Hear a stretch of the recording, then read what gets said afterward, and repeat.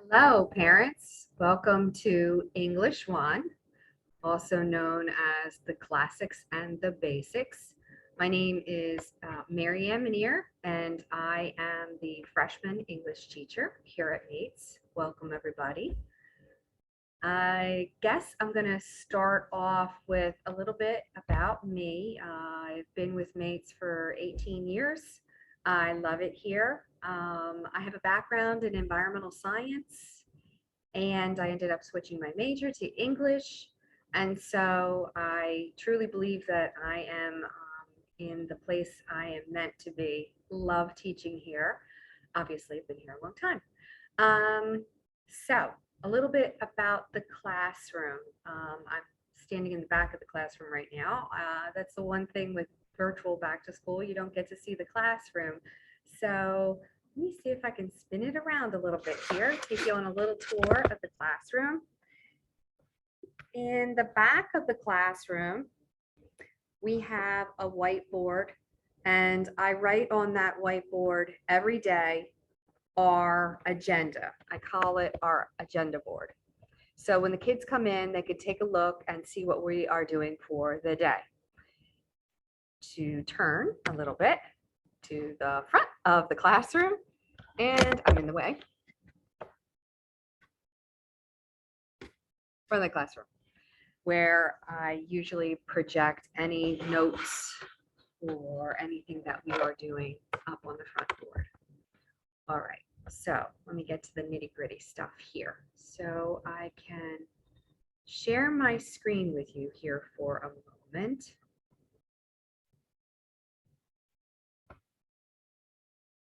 Well, let me keep trying. All right, here we go. Sharing my screen. Share.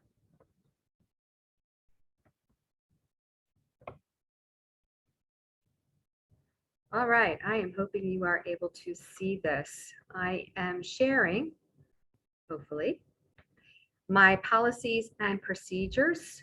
This document you've already signed. It was kind of on a salmon colored sheet, and I'm not expecting you to be able to read all this, but it's kind of like my expectations in the classroom and the way I use the classroom. So I use Google Classroom to post classroom assignments for the students and for them to upload their assignments.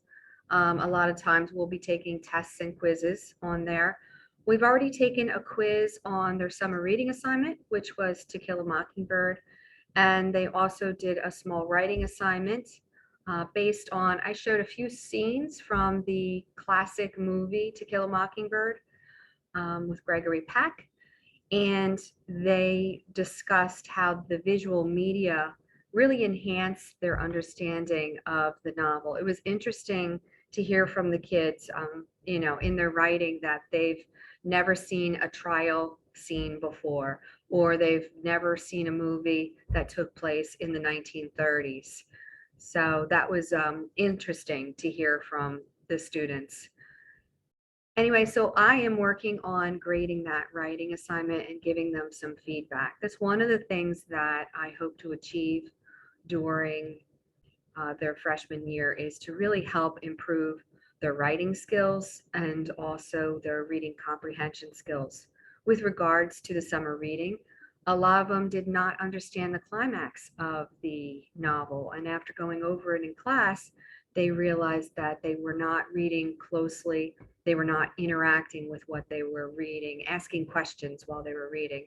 So again, this is something that I am working on in the classroom with them, with critical reading skills. Critical reading skills, of course, is helpful across the board, no matter what subject they are working with.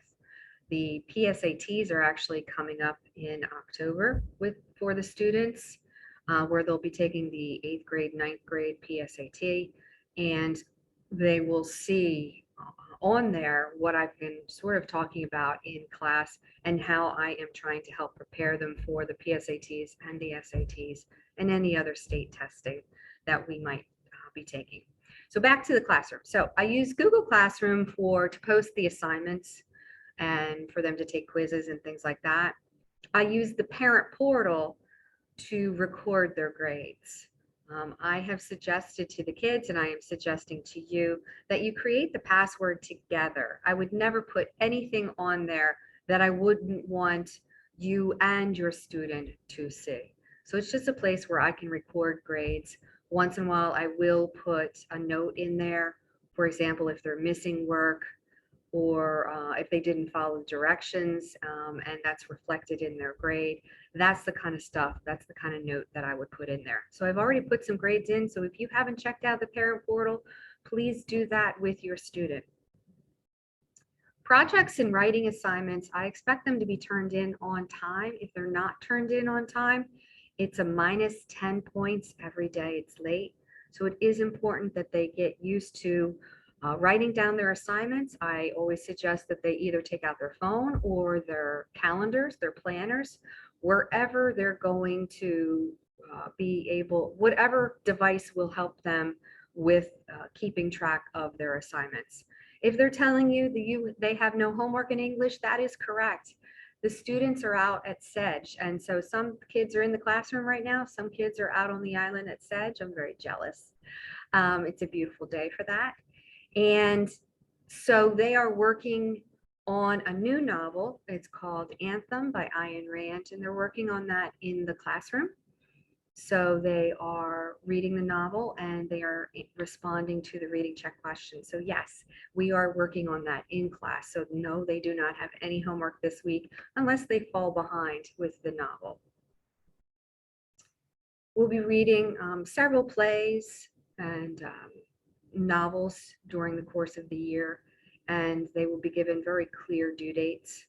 Their biggest challenge as freshmen is to keep up with those due dates. Grading. I work on a point system, so I don't do like some teachers say like 20% of the overall grade is homework. I don't do that. Every assignment is worth a certain number of points. So for example, homework is worth 10 or 20 points. A quiz is somewhere like around 50 points. A test is like 100 points. It depends on how long we have been working on that topic and how extensive the assignment is.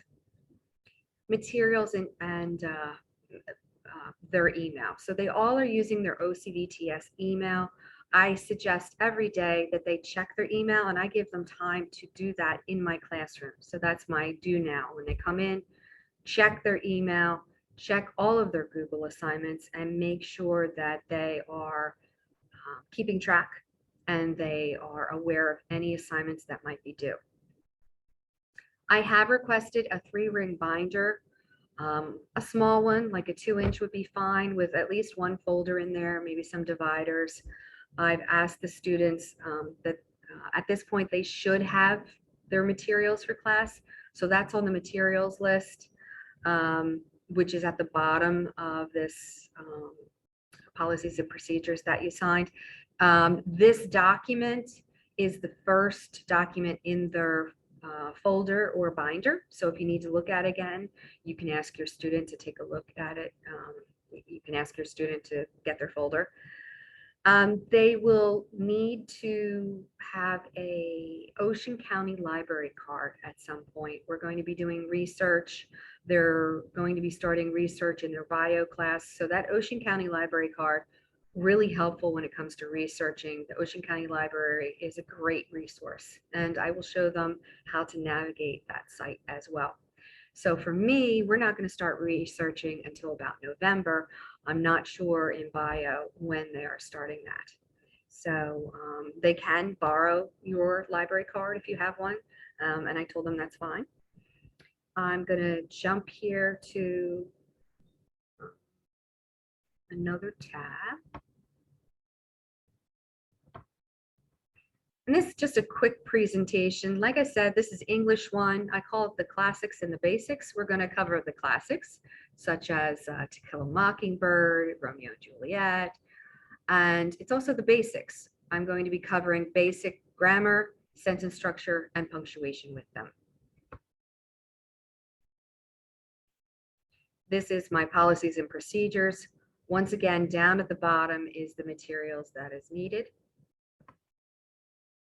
General overview. So we're going to have a unit on Greek mythology, epic poetry. We're going to cover short stories, which we're actually doing right now. We're also going to cover fables and allegory and satire. They're going to be introduced to the Greek theater, the beginning of theater. Many literary terms. We will be giving them a solid foundation of literary terms that will help them the rest of the time they are at mates. And of course, a Shakespeare unit where we will go over and learn about the Elizabethan age. Writing, as I said, I'm going to give them the basic instruction on sentence structure and punctuation and grammar. We're going to work on some peer editing skills, whether they are annotating their own work or they might be annotating someone else's work. That's a helpful skill to learn. Instruction on just how to write an essay, how to create a thesis statement, a nice concluding sentence. That always seems to be an area where students struggle. They will be given instruction on using MLA style. So the humanities use MLA, the sciences use APA. By the time they're graduating from MATES, they will be proficient in both, which will be very helpful for them in college. We'll also be writing an essay using the primary source and also secondary sources. So you can think of secondary sources as like literary criticisms. Vocabulary. Once I'm done with the basic sentence structure, grammar, and punctuation, the next semester, I'm going to move into a vocabulary book that I have, and I'm going to try and build their arsenal of vocabulary words, which of course will help them on the SATs and the PSATs, and just overall help improve their writing skills. I've already mentioned the PSATs will be in October, but again, I will be helping them with critical reading and their critical writing skills. And that's something that I'll be working on freshman year and sophomore year, including how to do proper parenthetical citations, direct quotes, paraphrasing, things like that. Here are some of the required readings: Romeo and Juliet, The Odyssey, Oedipus Rex, Animal Farm, Anthem, they are reading right now. And of course, they've already read To Kill a Mockingbird. Projects and guidelines. When they're doing any type of writing, I always provide a rubric for them. It helps them know what I'm looking for, and it also, of course, gives me a guideline on how I grade the writing or project, whatever it might be. As I mentioned before, they're going to need an Ocean County Library card, please. Parent portal. I've also mentioned, please create that password with your student. I know it's called Parent Portal, but your student is going to use it probably more than you will.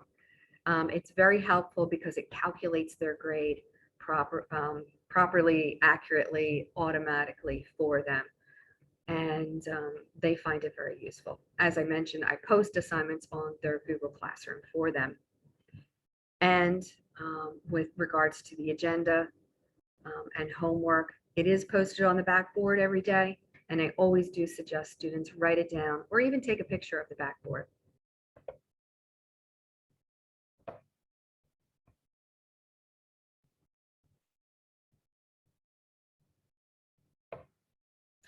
And that's all I have with regards to sharing my screen and kind of going over the gist of English 1.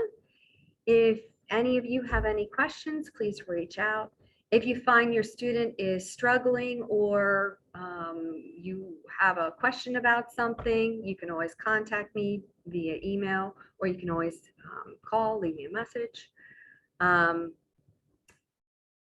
I hope you enjoy the rest of your virtual back to school. Take care. Thanks for stopping by to watch the video.